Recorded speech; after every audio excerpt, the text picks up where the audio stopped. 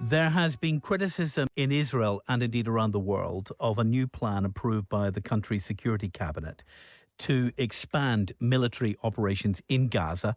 Officials say the military would occupy territory before moving Palestinian civilians, to the south of the Strip. Yesterday, Israel's Prime Minister Benjamin Netanyahu gave more details of those plans. Last night, we convened the cabinet until late and decided on a powerful operation in Gaza. This was the recommendation of the Chief of Staff to go, as he said, to defeat Hamas. And in this way, he thinks it will also help us rescue the hostages. And I agree with him. We are not letting up on this effort, and we will not give up on anyone. More than 2,400 Palestinians have been killed in Gaza since March, when Israel launched a wave of strikes which shattered a fragile ceasefire which had been in place for nearly 2 months. That takes the death toll in Gaza to more than 52,000, according to Hamas-run Health Ministry figures, since Hamas's October the 7th attack on Israel, in which about 1,200 people were killed and 251 others taken hostage. The Palestinian ambassador to Ireland spoke to Good Morning Ulster this morning.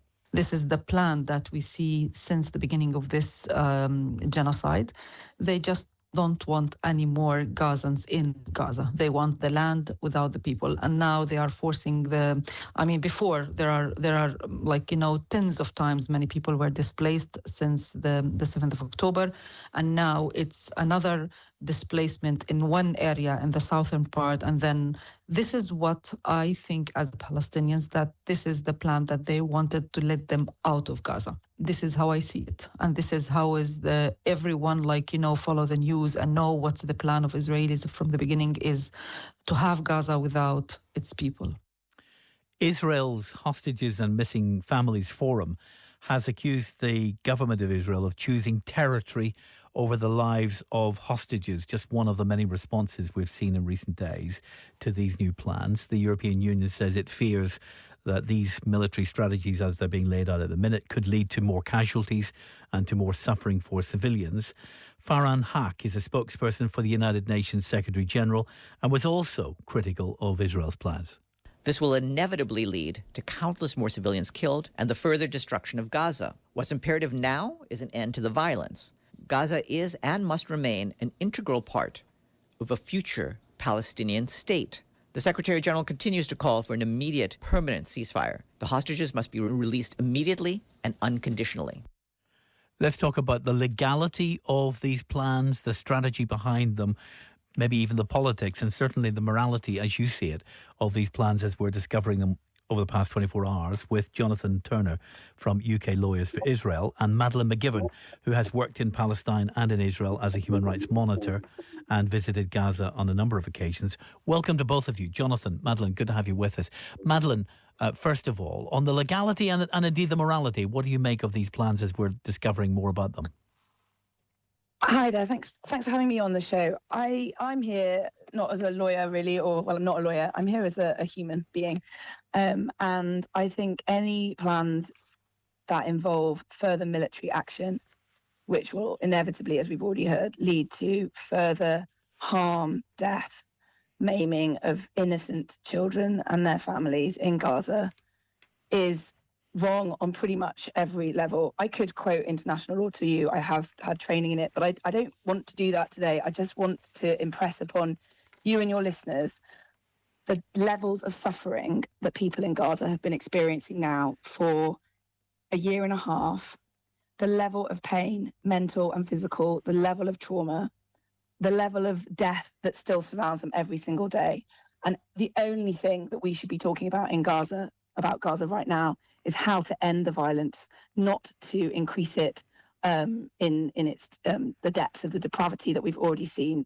I've got friends there, I've got colleagues there, I've got people that are trying their best to deliver a humanitarian response whilst aid workers are being attacked, whilst hospitals are being attacked, whilst schools and shelters are being attacked. And I don't think there's any words I can really use to describe what these people are experiencing. But I'm here to try and do my best, because there is no alternative for any of us now, really, if we want to hold on to a shred of humanity, other than an end to military action in Gaza and a lifting of what the UN have described as the brutal and illegal blockade, which is currently leading to the starvation, the mass starvation of hundreds of thousands of people in Gaza. Jonathan, you're a lawyer. Give us your take on the legality of what is being proposed now by the Israeli government. Well, it's important first to note that most of what your viewers have just heard is completely untrue. The ceasefire wasn't shattered by Israeli military action. It was a ceasefire for a limited period to enable the release of hostages and humanitarian interventions, and it came to an end when the fixed period came to an end. Secondly, the Hamas figures are manipulated and fabricated and shouldn't be relied upon at all. And many of those killed have been terrorists. And in fact, the ratio of civilian casualties to terrorist casualties has been much lower than in military conflicts in urban areas worldwide.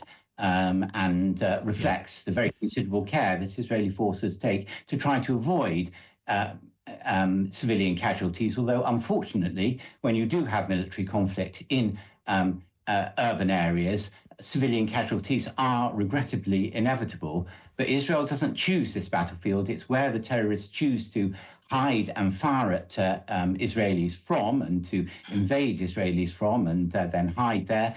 Israel has to, in order to protect its civilians from Hamas's threats to repeat the atrocities of the 7th of October 2023 again and again, Israel has to come and find the terrorists and eliminate them. And unfortunately, civilians do get killed in the process. And there has not been mass starvation. We did an extensive review of the position up until the end of last year, and found that the allegations were false and exaggerated, and there hadn't been mass starvation. When you say we did that review, because other aid agencies have come to different conclusions to yourself, obviously, who is the we in that sentence? UK Lawyers for Israel, we did a very careful study of the evidence and found that actually much of it was incorrect. We looked in depth at the figures.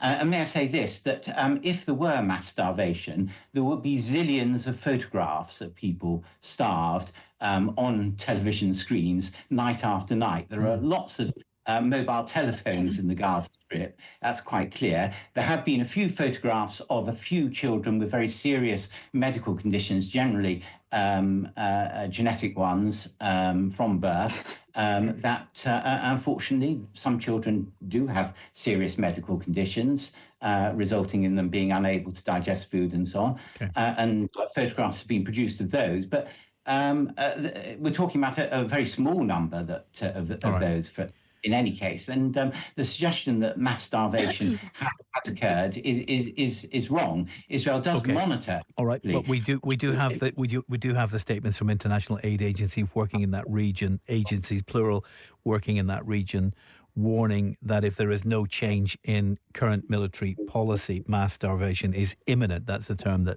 some of them are using. I did want to get into some of the issues of claims of forced displacement or reoccupation or occupation or occupying this territory indefinitely, and whether that was consistent with international law. But the conversation moved into counter-narratives about what is happening and has been happening in Gaza.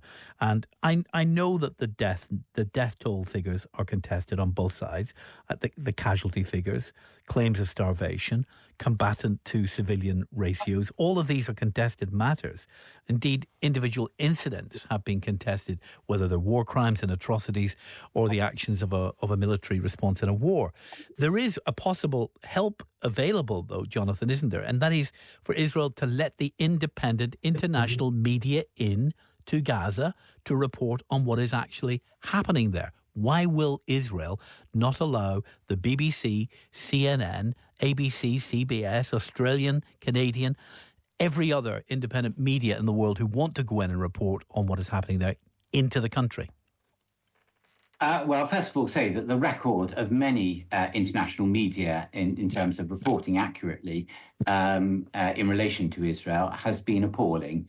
And they're not trusted, certainly, at all in Israel to tell the truth, I'm afraid.